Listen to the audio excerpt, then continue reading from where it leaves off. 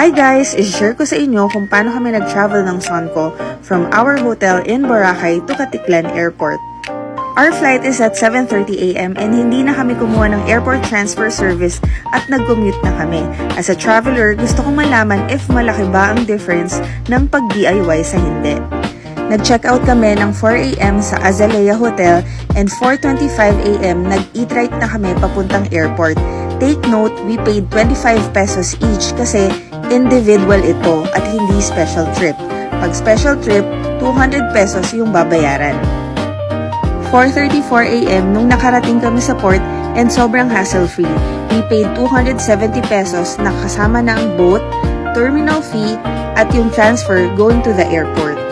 Bibigyan kayo ng trike ticket at paper ticket na ililista nyo yung name nyo at ibibigay nyo yung paper na yon kapalit ng boat number nyo. 4:29 nung nag-board na kami sa boat at umalis to ng 5 in the morning.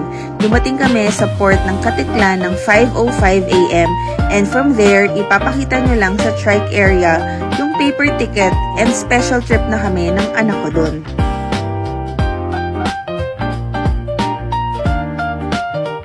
Dumating kami sa Caticlan Airport ng 5:16 AM. Overall total that we paid is 295 each. Pero if you want to book an airport transfer, ang pinakamurang nakita ko ay sa trip.com that cost 459 pesos. Yun lang. Safe travels!